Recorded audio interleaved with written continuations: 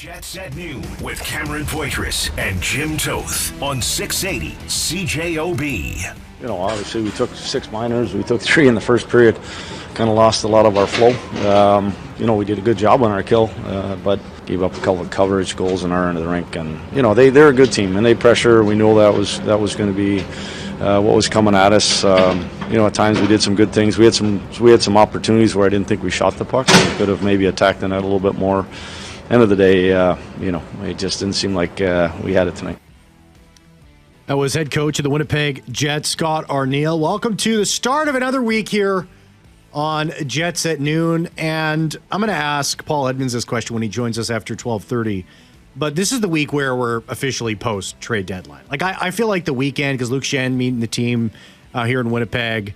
I mean, there's been a couple games now that Brandon Tanev has been a part of the lineup. But this is the week where we're this is the official home stretch. Starts now. The weekend is crazy. Players are still trying to get to where they need to go. The teams are now locked and loaded. 17 games left for the Winnipeg Jets. Let's get going, Jim Toth. Yes, happy Monday, everybody, and it is time now to get going. I know we're gonna talk about the trade deadline. Yes, and we're gonna get into the games yep, now the injuries and all that. But look, I agree with Scott Arniel's assessment there. First of all, Carolina. What was funny after the trade deadline is how teams played. Like that Edmonton-Dallas game, Edmonton came out and said, before you anoint Colorado and this team, Dallas, we're going to show it. Like that first couple of periods of the Edmonton-Dallas game was fantastic. Mm-hmm. Do I think the Oilers are that good as the first 2 periods on Saturday night? No, I don't.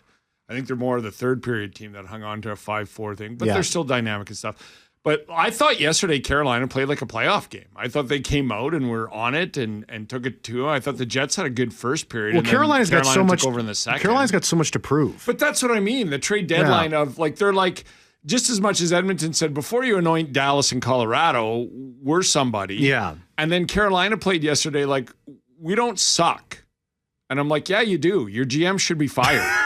But yet they didn't play like that. They have pride, right? And Stan Coven gets in on it. But Seth Jarvis, holy, what a game. But look, I didn't like that game yesterday. I thought it was horrifically officiated. Mm-hmm. And to steal a line from Rick Tocchet yesterday in the Vancouver-Dallas game when he chirped a ref, that's why you don't do playoff games, is terrible calls like that. Yeah. I mean, the cross-checking on Nemestikov that goes uncalled is insane. Like, then I'm like, oh, the playoffs are coming. Because we're going to see that, right? And then, you know, the hit on Nemestikov is ridiculous. The puck isn't anywhere near him. Yeah, no, it's a headshot. Yeah, it's absolutely. And it's 2 minutes. Mm-hmm. That being said, I thought they had a good road trip. I thought what they did to New Jersey and Philadelphia is who they are. So anyway, my point of the weekend games, including the Jets, is like the New Jersey game was clearly like, we're fine. Yeah. We're a good team. Yeah. We're not, you know, that's what we said on Friday is when Brock Nelson went to Colorado and the Rantanen story was already going that he was going to Dallas. I said, I don't think that, like on paper now, and we know what paper is, I think Colorado's the best team in the West. Yeah. That being said, though, I just think everything got closer. I don't think, the Jets are screwed at all. No. I think it just got closer. No. I think for a team that was running away with the West Division, conference, everything just got a lot tighter and a lot closer, and everybody got better. And here we go. It's going to be fun. It's tough to beat Carolina. They're a really good team. They're still extremely well coached. Yes. They beat them 3-0 at home. I mean, those kinds of things stick with you in a team. You want to respond to them. So, but given one more period, Freddie Anderson's going to Freddie Anderson, right? Yeah. Now he played phenomenal for 2 periods. He was good. Yeah, there's no doubt about that. And then he had a beautiful pass to Adam Lowry. So the question all over the weekend was, did the Jets do enough at the trade deadline? They definitely got more physical. They got more feisty with Luke Schenn and Brandon Tanev. But because of the division and the teams, one of these 2 teams, it's you never know what's going to happen. But if the Jets are going to get on at least to the Western Conference Final, you have to anticipate they're going to play one of these 2 teams. And because those 2 teams that made the biggest splash, that made the biggest moves, it kind of causes fans or people that are engaged in the team, to go, wow, what did we do? Did we keep up in this arms race? Right? Dallas adds Mikko Rantanen, as you mentioned, Cody Ceci, Mikael Granlund, Colorado, Charlie Coyle, Eric This is what they did. Eric Johnson, Brock Nelson, William Dufour, Ryan Lindgren, Jimmy Vesey, Hank Kemp. Now, some of those guys are depth pieces, but that's what Colorado... Goalies. I'll go back to the beginning of the year when they got 2 goalies. And also Jack Drury and Martin Necas. And that was, just in January. So the Colorado Avalanche looked like a very different team from what dropped the puck on the beginning of the regular season. But they were terrible. I'm sorry. Yeah. They were not terrible. I'm getting carried away. They weren't terrible. But I literally, while we were doing our preview, took them from third to put the Jets third and put them as a wild card team. Mm-hmm. Now, up until this last trade deadline, they were and are a wild card team. Yeah. I think they're better than that now. I think they're top 3 in the But they did a lot of work because they had to do a lot of work. That's right. Why? Now, let's take the side. Okay, we're going to take both sides of this. Why did the Jets not keep pace and make those big splashy moves like Dallas and Colorado? You want to hear a clip? Yeah, play the clip. I know what clip you're going to play. Yeah, I was going to play it in my own show because I'm going to talk to Jimmy Thomas about this. But let me pick it up here for you. But Brock Nelson spoke about this. Hang on, I got to find it. I'll play it later. But Brock Nelson... Brock Nelson said, they asked him, there's a lot of teams after you. What made you settle on, it's coming to light here that you only wanted Colorado. I got the clip here. Do you want me to play it? Yeah, play it. It's starting to come out the last 24 hours or so that there were a lot of teams that were trying to trade for you, and you had chosen Colorado. You were preferred coming here. What was it about this team that you felt was a fit? I don't know. I mean, just I've known Taser for a bit. I've talked to him a bit over the years too, just a little bit about style and play and whatnot. And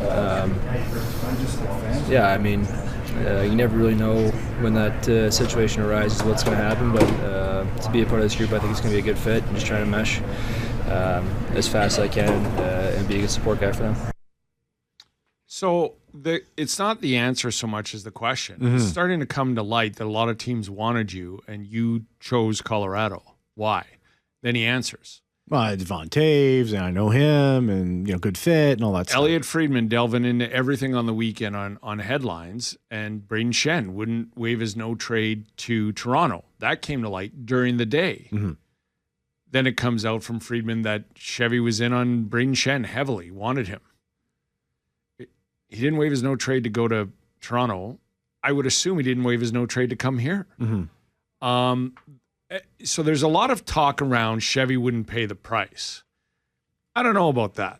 And I'm starting to wonder about Yager. I came into Friday's edition of Jets at Noon saying the one guy I would do Lambert, Barlow, Chibrikov, Heinola, a lot of players. But when I hear that from Nelson, maybe they did offer Braden Yager. Yeah. And it and Lou, I heard Lou Lamoriello on the weekend, and I think a lot of people he liked that. So I thought he didn't offer Yager because they went with the player they got from Colorado and they really liked him. It sounds like there was probably 1 or 2 deals in place, and Brock Nelson said, Like he had a 10-team no trade, right? Yeah. And so he goes, I want to go to Colorado. So when Colorado kicked in that prospect, then it goes that way. Who knows if the Jets offered Yager or not? I would assume they wouldn't because I think he's the one untouchable. Yeah. But maybe the point of this is he didn't want to come. Braden Schenn was not waiving his no trade. What do you want Kevin Cheveldayoff to do? Well, he can't do anything. It's now, the player has the power to say no. And if they say no, there's nothing you can do about it. And Charlie Coyle, when I look at Nemestikov getting injured yesterday, Kupari's in concussion. If Lowry has to play second line center, if Barron has to stay there, which we'll talk about later, but I think Barron it's only been 2 games. I think he looks good at center. Mm-hmm. But that being said, I wonder if Brandon Tanev's a nice addition. Is there not a Brandon Tanev at center you could have brought in just in case? Mm-hmm. And I don't know. But when you see the prices and you see all this stuff going on, I've been banging this drum for 11 years. Close the door, pick up the phone, and convince a player to come to Winnipeg. Yeah. Now, the other story is there was a first round. They wanted a first-round pick in Vancouver for Brock Besser, and the Jets were in on it, wouldn't do it. They were doing a second. That stands out to me. Kevin Cheveldayoff, when it comes to a center, Monahan sends a first-round pick out. Mm-hmm. When it comes to anybody else, it's second and third and fourths.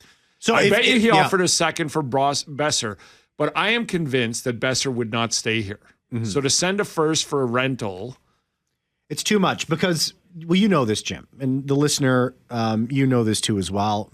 if you're ready to accept it as reality, I think that still remains to be seen. Drafting, and to a more lesser extent, trading for players with term that do not have no move clauses, or the Winnipeg Jets for some reason is not on that list like they are on 90% of them or even higher, or RFAs. That is the only way the Winnipeg Jets bring in first-round talent. Look at the guys that are the first-rate talent. And I know Connor Hellebuyck was a fourth-round pick. But the other guys who are real high-impact players, they're guys that came through the system or were traded for and acquired when they didn't have the power to say no. Yeah. And that's just the reality. That's the value of a first-round pick to this team. And yeah, they will do it if it is a guy that's a centerman, when they have a desperate need. I don't think Kevin Cheveldayoff is saying, no, there's certain lines we won't cross. If it does make my team better, I will do it. But it has to come, it comes at a cost. I have no doubt he did everything he could to get Brock Nelson. I think he's and all in. He was all in on Brock this team. Nelson, as we just heard, wanted to go to Colorado. Yeah, he said no. So here's the thing, though. Yeah. People say, so what makes you think that it's just close? And I'm saying, well, look at Colorado-Toronto on the weekend. Mm-hmm. They win 7-4. They look phenomenal, right? Yeah, one game. Yeah. They give up 4 goals to Toronto. Yeah. There's still a way to beat Colorado if you have Connor Hellebuyck in net and depth. Here's why I think the Jets didn't need to go all in. But maybe like all that's aside. Second most goals, Dallas is 4th, Colorado's 5th. So very close, right down the middle there. First in least goals allowed, Dallas is 3rd. Colorado is 17th. Third in points at home, Dallas is 4th. Colorado is 8th. First in power play, Dallas is 15th. Colorado is 8th. And first in 5-on-5 play, in goals for or against in the differential in the ratio. Dallas is 6th and Colorado is 18th. So the question is, if you don't think they did enough, why wouldn't you bet on a team that's done that already with 17 games left? I mean, it's not like the Winnipeg Jets. There's some people that it's because there's so much hype, and we have to go to a break here, but there's so much hype around the trade deadline. There's a month, 2 months leading up to it. It is always a major topic that I think it gets blown out of proportion a little bit. And as Kelly Moore said in today's Jets report here on 680 CJOB, often or not at all, it adds up to a team winning the Stanley Cup. And it's the smaller deals, the Brandon Tanev type deals, that end up having the most impact. You have to finish first. That's your goal. Going in the deadline, coming out of it, finish first. Let Dallas and Colorado eliminate one or the other. Yeah. And then take your chances in the first round and take your chances in whoever comes out of that And this is a series. good thing, because when Tampa had the best season at that time in the history of the NHL, and they get swept by Columbus, the ongoing narrative around that was, oh, they didn't play any meaningful games of hockey for X amount of dates. No, that's not going to be the case for the Winnipeg Jets. These are all meaningful games. Tuesday's meaningful after Dallas's win last night. Absolutely, against the Rangers. And then Dallas coming up. These are 2 big games. And the rest of the season, every single point matters. Details, team structure, it's got to hold. We'll be right back. Paul Edmonds with us when we come back. Jets at noon with Cameron Poitras and Jim Toth on 680 CJOB. Let's talk the biggest losers, the biggest winners at the trade deadline. Paul Edmonds is going to join us after the 12:30 news. But Jim, you just have some updates from practice today. Yeah, so it's an optional skate, and Luke Schenn is there, and he's wearing number 5. Wow. Yeah, because Dylan DeMello has number 2, of course, but Luke Schenn is out there. Mark Stewart was number 5. Yes, he was. Rasmus Kupari, concussion protocol, is part of the Jets' optional skate today. Kelly Moore is there. He's wearing a regular jersey as well, even though there won't be much contact with just 9 skaters out there. And that's from Mitchell Clinton as well, part of our 680 CJOB broadcast team. But Luke Schenn is out there, and the optional skate is out with 9 players. Nick Ehlers was out and then left, but it's an optional today, but we'll see. But that's good with Nemestikov being out and in concussion protocol now to have Kupari back. That helps down the middle. Paul Edmonds with us after this. I want to talk to him about the road trip and how he feels about things settling down as we go into the post-deadline era of this season of the NHL. All that and more. Don't go anywhere. Who doesn't love that? Welcome back to the show. Jets at Noon is brought to you by Wash Method Car Wash, 690 St. Anne's Road. The VIP take on the text line to win a VIP car wash from my good friends at Wash Method, 204-780-6868. We'll announce the winner later on.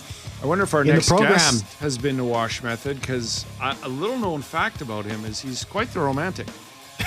It's not true. Paul Edmonds, Jets play-by-play And voice Wash on Method 680 is the home CJOB. of clean cars and romance. Yeah, The it is. suds, the music. Hey, Paul, how you doing? Have you guys talked to my wife about the romance part here? Well, no, that's your job. She might retort that, Jimmy. Come on. When you get home from a lengthy road trip and she goes, "What do you want to do?" and you're like, "I'll talk to you after I nap." That's romantic. You want to be rested for her. That's pretty much what it is. No, I like a good, clean vehicle, though. There you go. Who doesn't? You There you go. You got to kind of walk proud in the clothing that you wear, and then certainly the vehicle that you drive, and it needs to be clean because it's all about perception, isn't it? Yeah, it's all about perception. That's the only thing that matters. Speaking of that, No substance, perception. Yeah, that's right. It's kind of like our motto in the show. Well, Paul, it's a 4-game road trip. The Jets ended up splitting it 4 games in 6 nights. What'd you think of the road trip? Well, I was thinking about this last night after the game, and where you guys constantly ask us about sort of the feeling, the mood. It was pretty quiet last night, and understandably so, the end of the road trip. But also, I think as you went into the road trip and looked at these teams that either were not going to be in the playoffs or on the playoff line, or in terms of the Devils in the playoff mix, but with a couple of major injuries. Yesterday's game was the biggest test for the Jets against probably the best team of the 4. And so you're seeing them on the last game of the road trip. And let's not forget, it was 4-6. And when the Rangers come to town tomorrow, it'll be 5-8. And I'm a realist. I know that I'm not necessarily going to inspire anybody by saying that there was a little bit of fatigue, but the Jets just ran into a buzzsaw, and that is the Carolina Hurricanes. I was okay with the road trip at 2-2, especially with the way it ended yesterday, because, like I said, that was probably the most challenging team that you are going to face, a team that plays hard, that pressures you, that, for lack of a better term, is in your face at every turn, and that's the way the Hurricanes played the Jets yesterday. And like Cole Perfetti said post-game yesterday, he thought that they played fairly well, and I would agree with that. They got themselves in some trouble, certainly with penalties. It disrupted the flow. There was power plays. I thought the penalty kill was very good. They had a disallowed goal for a high stick, some things that could have changed. But I thought that for the most part, Winnipeg handled that last night. They just didn't get enough scoring, didn't generate enough shots. Some of that, I think, is who you're playing and where you're playing, certainly on the schedule. But I was okay with the road trip at 2-2 at this time of year for sure, and especially going up against the Hurricanes. If you see the Hurricanes earlier in the road trip, and then you see maybe Philadelphia or the New York Islanders later in the road trip, it might be a different circumstance. But I think to get out of that East Coast trip and that tough Metro Division swing, you're okay at 2-2 coming back home for 2 games. Paul, I'm of the belief after the trade deadline that things just got a lot closer. Things got tighter, and we always knew it was going to be tough, but it probably got a little tougher. I do not count the Jets out, though, and I'm wondering your perception of everything that went on at the trade deadline and what you heard about just like Brock Nelson coming out and saying, well, it was Colorado, and Braden Schenn not waiving his no move to go to Toronto. I would assume that was the same here. What do you make of the results in the West when it comes to the trade deadline, including with the Jets? Well, first off, to the Jets, as I reported last week, there was not a lot of interest in moving their first-round draft pick because they don't have a second-round draft pick this year. So if you move that, then you have to make sure that it's not just for a rental, it's with a guy that has some term. Well, all the big names that were out there didn't have any term. They're all pending UFAs. So to not have a first and second round draft pick going into the draft does not serve the Winnipeg Jets well, where they've always had that model of draft and develop and then try to retain, right? So from that standpoint, we knew that. They also weren't interested in dealing Lambert or Yager, 2 of their high-prized draft picks and prospects, right? Not a draft pick certainly for Yager, but a high prospect. And maybe 2 guys that will step in next year, who knows, and play at the NHL level and help kind of fill the funnel for Winnipeg. So when you're dealing from that, and those are the parameters, well, then you've got to kind of mix and match with some other things. And I don't know that when we saw that first domino that fell with Tampa and certainly with Seattle and a couple of players going in Yanni Gourde and Oliver Bjorkstrand for a couple of first-round draft picks, not one, but a couple, you knew the prices were very, very high. And from that standpoint, you kind of understood that the Jets, without the willingness of moving that first-round draft pick and a prospect, were maybe not going to be in on some of those guys. I'm sure that there were some dealings that were going on where they were still in the mix for some of those players with some other things that were thrown in. But once push came to shove, maybe they just didn't have the capital to kind of go all in on those guys. So what they did was they added depth. And certainly I think you're going to enjoy watching Luke Schenn, who's addressing the media probably as we speak right now in downtown, play on the right side of wherever he's paired. And then certainly we've seen Brandon Tanev the last couple of games, and he's inserted into the lineup and what he brings. So I like the additions the Winnipeg Jets have had. I think that they're going to be important. I know they didn't blow anybody's socks off when it came to the big names and winning the sweepstakes, certainly in our market, but I don't know that that necessarily was required. Here's the thing that I'll center in on the Central Division for you guys on what went down between Dallas and Colorado and all of the horse trading there. Those two teams are looking at each other and saying, if we do not supersede Winnipeg, especially Dallas, for first place in the division, we're going to be playing each other.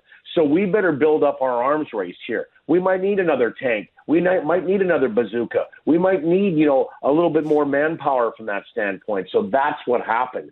It created a buzz and certainly a buyer's market from that standpoint to compete with the Joneses, if you will. So that's interesting to me. We get to fishbowl that. Then let's see what happens certainly in the playoffs. But for my money, what went on was there was a lot of trading, and a lot of it was exchanged with a lot of capital that went with assets and draft picks, and the prices were very high, and there was a lot of teams that were prepared to play that game at that point. The Winnipeg Jets just weren't understanding where they want to be for the next few years, not just this year. And they also believe, I think, that they've got a team that can win a round or two for sure. Two big contests. I mean, as you mentioned, first place is vital for the Winnipeg Jets. They're certainly going to be gunning for that so that they can avoid Dallas and or Colorado in that first round here and let those two guys go head to head. Rangers and Dallas. I mean, you got Dallas coming up here on Friday. A desperate team versus a potential playoff matchup that, as you just mentioned, has loaded up. What do you think about these two upcoming games during this work week? Cam, first things first, you have to beat the Rangers tomorrow. They're right below the playoff line. Of course, they're coming in and they're looking and they're desperate, as you mentioned. So Winnipeg is going to start back at home, and they have to win that game. You win that game, now you increase your bubble a little bit on the Dallas Stars before Friday, with Dallas not playing until they see the Jets here in Winnipeg on Friday after beating Vancouver last night 4-1. So now they're coming, and they're going to be well rested and well prepared for the Jets. So you have to take care of your business tomorrow to increase your leverage that you have with a couple of more points. Otherwise, if you lose that game and then there's two games in hand and then you almost put a situation where you really have to garner the full 2 points on Friday, that gap can close. So I think Winnipeg would do themselves a favor by beating the Rangers tomorrow, first and foremost. That's the starting point. Yes, then the Dallas Stars will have two games in hand, but somebody mentioned to me a long time ago, those games are only great if you win them. So you put the pressure on the Dallas Stars to win those two games in hand, and the Winnipeg Jets need to take care of their business. So there'll be an opportunity for them to play and increase their lead, or it's going to get really interesting. Now, having said that, the Jets win both games. You're looking a lot better, certainly going into the weekend and then on to the West Coast swing. But Dallas also then has, after Friday's game, they have the Avalanche in a matinee on Sunday. So that will be very intriguing as well on the out-of-town scoreboard. So just take care of your business for the Jets. It's the Rangers first. I wouldn't concentrate a whole lot right now on what's going on with the Dallas Stars on Friday. One of the reasons we all love this Winnipeg market is one of the biggest topics over the weekend is the Jets 5-6D pairing. It's always the most fascinating chat to me, Paul. Where do you think with Luke Schenn in the fold it folds out into tomorrow night's game and maybe Friday? Well, I think you probably start him on the right side. and I think you probably start him on the third pairing. We'll know tomorrow at certainly morning skate. That question will probably be asked of him today, and I don't know that he would reveal the answer because I don't know that he really knows the answer on where he's going to play. There might be some conversations post-media today, but he will be in the lineup. And listen, this guy is going to bring a wealth of experience and some toughness and some grit. And the other thing that you're going to see from Luke Schenn is the ability of a big, burly guy that can actually move the puck as well. It's one of his strengths. And in talking to some people around the league, they said that when Luke Schenn played with Morgan Rielly as a defense pairing, Morgan Rielly in Toronto had one of his best years. So that to me maybe says that Luke probably starts on the third pairing, but there is ability to go up and down that lineup to see where he might fit, to bring the best of maybe somebody else on the left-hand side. So there's an internal competition for sure.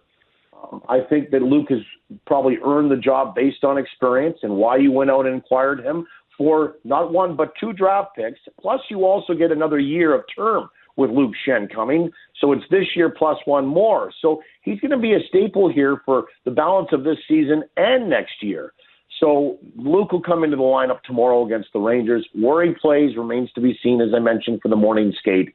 But I do think that if he starts in the third pair, there might be a propensity to see how he plays and then some mixing and matching going on, and maybe he elevates himself on that depth chart just slightly as well. I think that's what we'll be talking about tomorrow, Jim Toth. Paul Edmonds, Jets play-by-play voice here on 680 CJOB joining us. Paul, thanks so much. Appreciate it. And, enjoy the off day. Enjoy a romantic afternoon, sir.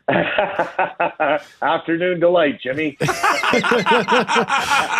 Woo! Take care, Paul. Woo!